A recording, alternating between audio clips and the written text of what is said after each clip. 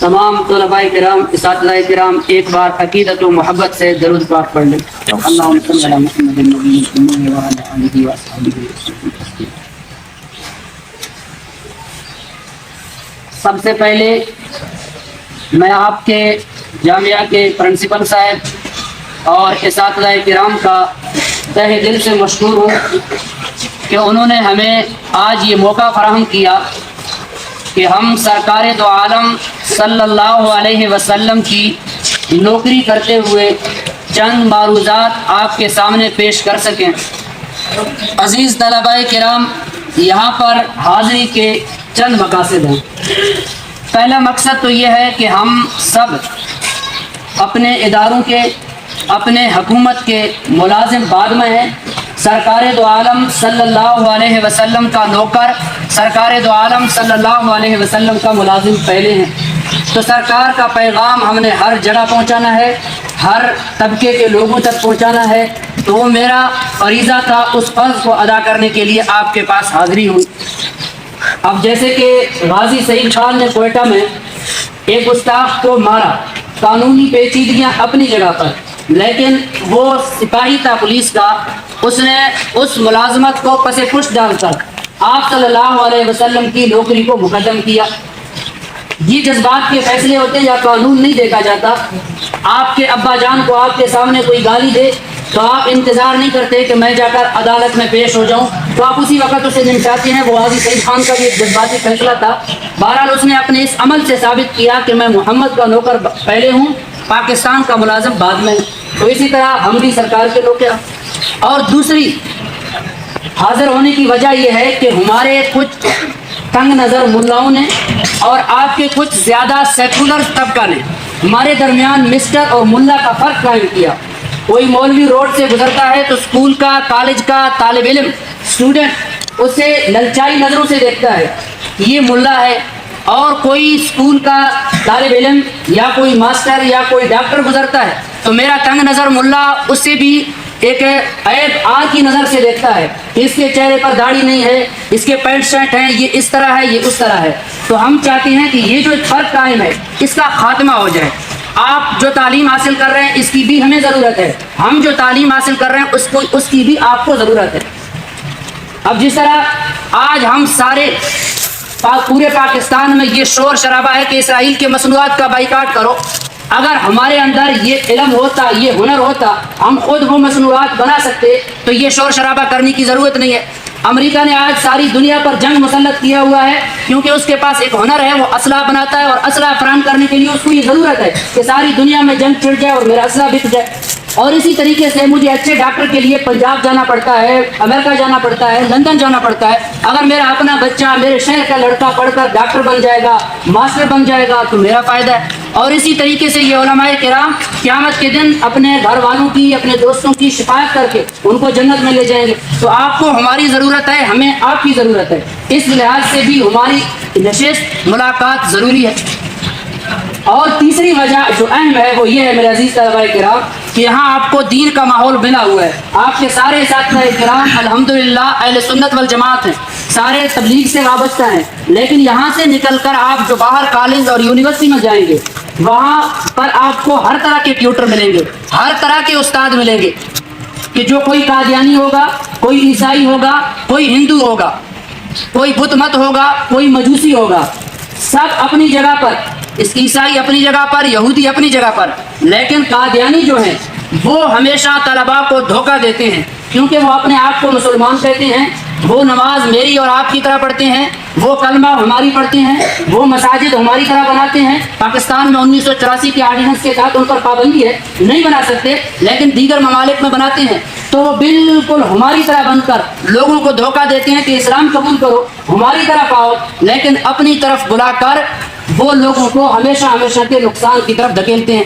آپ جب باہر یونیورسٹیوں میں جائیں گے تو آپ کا واسطہ پڑے گا۔ تو اس وجہ سے ہم نے ضرورت محسوس کی کہ آپ کو بر وقت مطلع کریں کہ آپ صلی اللہ علیہ وسلم آخری نبی ہیں۔ سب کہیں آپ صلی اللہ علیہ وسلم ہمارے آخری پیغمبر کون ہیں؟ حضرت محمد صلی اللہ علیہ وسلم۔ ختم نبوت کا مطلب عزیز طلباء کرام یہ ہے کہ حضرت آدم سے لے کر آقا نامدار تک جتنے انبیاء آئے ان سب کو ماننا اور آپ صلی اللہ علیہ وسلم کے بعد سب کا انکار کرنا.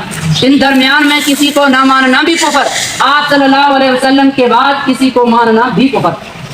آپ صلی اللہ علیہ وسلم کے عقیدہ ختم نبوت کو بیان کرنے کے لیے قرآن کا ہر آیت دلالت کرتا ہے. احادیث میں سے بھی ہر حدیث آپ صلی اللہ علیہ وسلم کی ختم نبوت کو بیان کرتا ہے. 210 متواتر حدیثیں جو ختم نبوت کو بیان کرتے ہیں, اور پوری امت کا اس بات پر اجماع ہے کہ آپ صلی اللہ علیہ وسلم آخری نبی. آپ صلی اللہ علیہ وسلم کے زمانے میں بھی 2 افراد نے نبوت کا دعویٰ کیا. ایک کا نام تھا اسود انسی, ایک کا نام تھا مسیلمہ کذاب. اسود انسی کے لیے آپ صلی اللہ علیہ وسلم نے خود ایک صحابی فیروز دہلوی کو کی تشکیل کی کہ جا کر اس کا کام تمام کرو. وہ وہاں پر گیا, اسے قتل کر دیا, لیکن اس کے پہنچنے سے پہلے آپ صلی اللہ علیہ وسلم دنیا سے رخصت ہوئے. بذریعہ وہی اللہ تبارک و تعالیٰ نے آپ کو مطلع فرمایا اور آپ نے صحابہ کو کہا کہ فیروز کو جس مشن کے لیے بھیجا وہ اپنی مشن میں کامیاب ہو کر واپس آ رہا. اور دوسرا تھا مسیلمہ کذاب, اس نے آپ کی زندگی میں نبوت کا دعویٰ کیا, لیکن آپ صلی اللہ علیہ وسلم چلے گئے. سیدنا صدیق اکبر کی خلافت آئی, سارے صحابہ کرام کو جمع کیا اور ان سے کہا کہ باقی دین کی باتیں بعد میں ہوں گی, لیکن پہلے میرے آقا کی ختم نبوت پر جو ذات رسول اللہ صلی اللہ علیہ وسلم کا مسئلہ ہے اس پر مسیلمہ کذاب نے یمن میں حملہ کیا. سب سے پہلے ہم نے اس سے نمٹنا ہے. صحابہ کرام کو ساتھ دیا, مسیلمہ کذاب سے جنگ کے لیے گئے. اب یہاں پر آپ دیکھیں صحابہ کرام اور طلباء کرام کہ پوری آپ صلی اللہ علیہ وسلم کی زندگی میں صرف 253 صحابہ کرام شہید ہوئے. جتنے جنگیں لڑی گئی ہیں 253 صحابہ کرام شہید ہوئے, لیکن جب سیدنا صدیق اکبر نے عقیدہ ختم نبوت کے دفاع کے لیے جنگ لڑی ہے وہاں پر 1200 صحابہ کرام شہید ہوئے. 1200 صحابہ کرام, یعنی پوری دین کی آبیاری کے لیے 253, صرف عقیدہ ختم نبوت کی حفاظت کے لیے 1200, 1000 صحابہ کرام کا درمیان میں گیپ ہے. یعنی عقیدہ ختم نبوت اتنا زیادہ اہمیت کا حامل ہے, بلاخر اسے نمٹا دیا اور کامیاب ہو کر واپس آئے. یہ پرواہ کیے بغیر کہ 1200 مسلمان شہید ہوئے, یہ پرواہ کیے بغیر کہ 700 قرآن کے حافظ اور قاری شہید ہوئے, یہ پرواہ کیے بغیر کہ 70 بدری صحابہ کرام شہید ہوئے, عقیدہ ختم نبوت کا دفاع کیا. اور پھر چلتے چلتے نبی کے منکرین آتے رہے, ختم نبوت کے منکرین آتے رہے, وقت کے مسلمان ان کے قلہ کما کرتے رہے. کسی کو رب نے ہدایت دی, کوئی مر کر مردار ہوا, لیکن میرا اور آپ کا جس فتنے سے اس وقت واسطہ ہے اسے کہتے ہیں قادیانیت کا فتنہ, اور اس کا بانی ہے غلام احمد مرزا قادیانی. ہندوستان کے اندر ایک بستی ہے جس کا نام ہے قادیان, وہاں پر یہ پیدا ہوا, وہاں پر پلا اور بڑا ہوا. انگریز نے پوری بر صغیر کا معائنہ کیا. معائنہ کرنے کے بعد ان کا مقصد یہ تھا کہ کسی طریقے سے مسلمانوں کو منتشر کیا جائے, فرقوں میں بانٹا جائے, تقسیم کیا جائے, کوئی بریلوی, کوئی دیوبندی, کوئی اہل حدیث. لیکن فرقوں میں بانٹنے کے بعد ان کے ریسرچ کرنے والے جو آئے تھے انہوں نے واپس جا کر یہ رپورٹ پیش کیا کہ تم جتنے فرقوں میں ان کو بانٹو, لیکن جب بات محمد کی آئے گی سب کہو صلی اللہ علیہ وسلم, تو یہ سب متحد ہو جائیں گے. جب بات جہاد کی آئے گی تو یہ سب متحد ہو جائیں گے. تو وہ سر جوڑ کر بیٹھ گئے. بلاخر فیصلہ ہوا کہ ہمیں ایک مصنوعی نبی بنانا پڑے گا جو آ کر جہاد کے احکام کو کینسل کرے, جو آ کر ختم نبوت کو مٹا دے. ان کے لیے انہوں نے لوگوں کی منتیں کی کہ آپ تیار ہو جاؤ, کوئی تیار نہیں ہوا. بلاخر اس شہرت کے بھوکے کے پاس آئے, پیسے کا آفر کیا, شہرت کا آفر کیا. انہوں نے کہا حکومت خود سرپرستی کرے گی, اور بلاخر 1901 عیسوی کو جا کر اس نے نبوت کا دعویٰ کیا اور کہا کہ آخری نبی نعوذ باللہ محمد مصطفیٰ صلی اللہ علیہ وسلم نہیں ہے, اور آخری نبی میں غلام احمد مرزا قادیانی ہوں. پھر اس کے بعد یہ 8 سال زندہ رہا. اس 8 سال کے عرصے میں اس بدبخت نے جو گستاخیاں کی, نہ اللہ کو بخشا, نہ انبیاء کو بخشا, نہ صحابہ کرام کو بخشا. یہ اپنی کتاب کے اندر لکھتا ہے کہ نعوذ باللہ خود اللہ غلام احمد کے اندر ظہور کر گیا, اب میں غلام احمد اللہ کا عین ہوں. اور سیدنا عیسیٰ علیہ السلام کے بارے میں لکھتا ہے کہ اس کی 4 دادیاں نعوذ باللہ نقل کفر نباشد, 4 دادیاں, 4 نانیاں زناکار اور کسبی عورتیں تھیں. حضرت فاطمہ کی جگہ پر اپنی بیٹی کو سیدۃ النساء لکھتا ہے اور اپنے ماننے والوں کو صحابہ کرام کا درجہ دیتا ہے اور لکھتا ہے کہ حسین کی کیا اہمیت ہے، میرا مرتبہ حسین تو کیا انبیاء سے بھی بڑھ کر ہے۔ نعوذ باللہ حضرت سیدنا صدیق اکبر سیدنا عمر بن خطاب کے بارے میں لکھتا ہے کہ ان کی کیا اوقات ہے۔ نعوذ باللہ یہ باتیں بتاتے ہوئے ڈر تو لگتا ہے، لیکن کیا کرے، بتانا پڑتے ہیں۔ وہ تو غلام احمد مرزا قادیانی کے جوتوں کے تسمے کھولنے کے لائق بھی نہیں تھے، نعوذ باللہ۔ یہ اس کی کفر تھے۔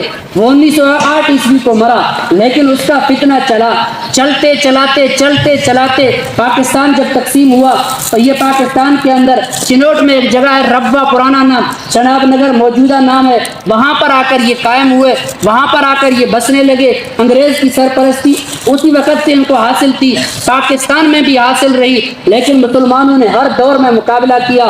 سب سے جو بڑی تحریک ان کے خلاف چلی وہ 1953 کو چلی۔ وہاں پر 10,000 لوگوں نے لاہور کے روڈ پر جام شہادت نوش کیا، لیکن اس وقت وزیر داخلہ قادیانی تھا۔ یہ تحریک ناکام ہوا۔ 20 سال کے بعد 1973 کو آپ کی طرح کالج کے اسٹوڈنٹس اٹھے۔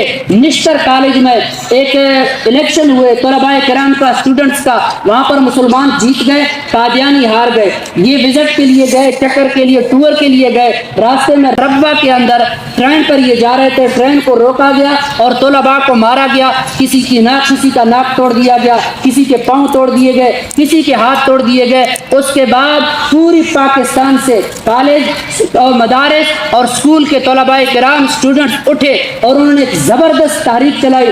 بھٹو اس وقت وزیر اعظم تھا اور وہ تحریک اتنی تیزی سے چلی کہ 1 سال کے اندر وہ بھٹو جو خود قادیانیوں کے ووٹ سے وزیر اعظم بنا تھا، تو آپ طلباء کی وجہ سے، اسٹوڈنٹس کی وجہ سے اور علماء کرام کی محنت کی وجہ سے وہ مجبور ہوا کہ پاکستان کی اسمبلی میں اسے یہ فیصلہ کرنا پڑا کہ یہ قادیانی پاکستان کی آئین میں، اسلام میں تو پہلے بھی کافر تھے، پاکستان کی آئین میں بھی ہمیشہ کے لیے کافر رہیں گے، مرتد رہیں گے، کذاب رہیں گے، جھوٹے رہیں گے۔ ان کو آج کے بعد اپنے آپ کو کوئی حق نہیں ہے کہ اپنے آپ کو مسلمان کہیں۔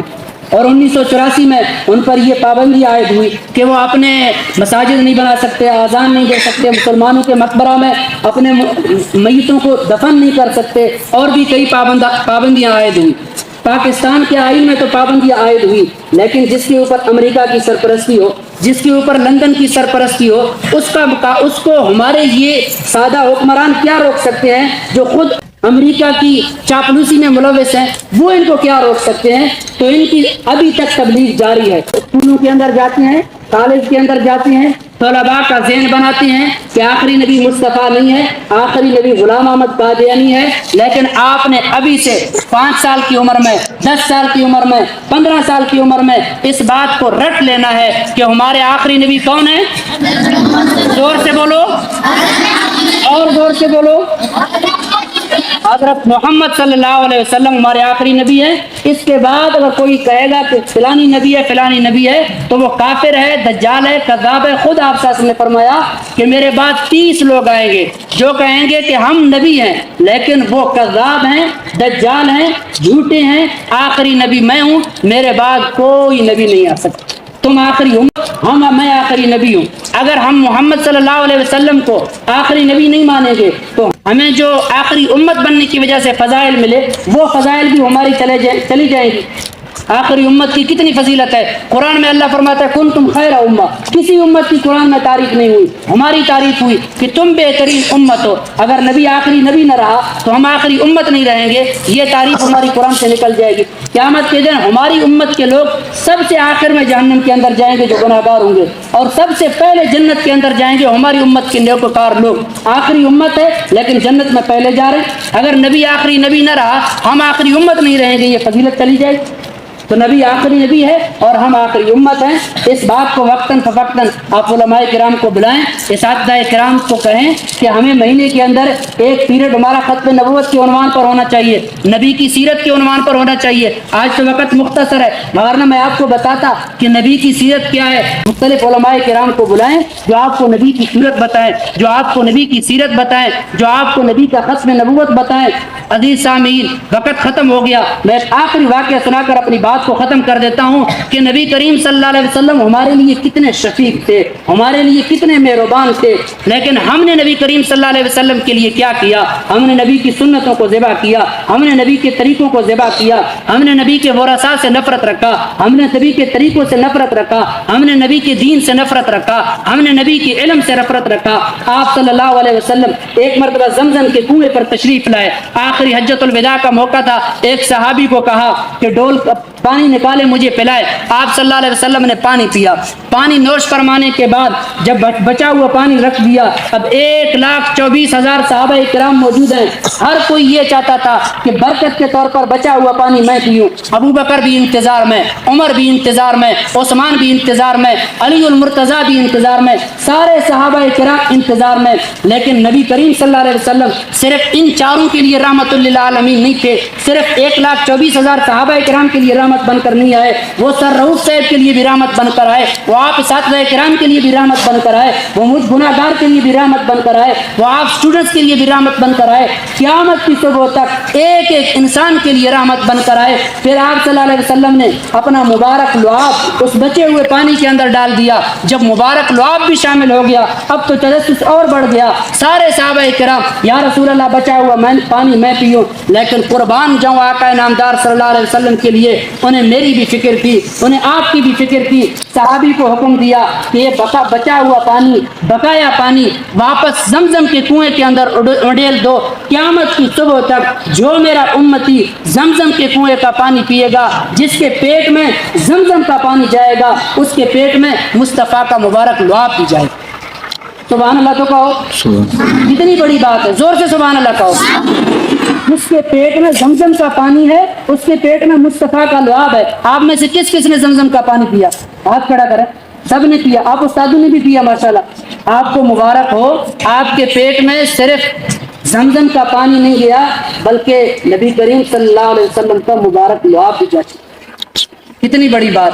آپ صلی اللہ علیہ وسلم کا نبی سے جو محبت ہے، اس کی ایک وجہ یہ بھی ہے کہ نبی پر ہم کچھ بھی برداشت نہیں کر سکتے کہ نبی کا لعاب مبارک ہمارے جسم کے ساتھ پیوست ہو چکا ہے، اسی وجہ سے ہمیں نبی کے ساتھ محبت ہے۔ لیکن عزیز سامعین، افسوس کے ساتھ ایک طرف نبی کا مبارک لعاب ہمارے پیٹ میں جا چکا ہو، دوسری طرف نبی کے گستاخ، نبی کے دشمن قادیانیوں کے مصنوعات بھی ہمارے پیٹ میں جائیں تو یہ اچھی بات نہیں۔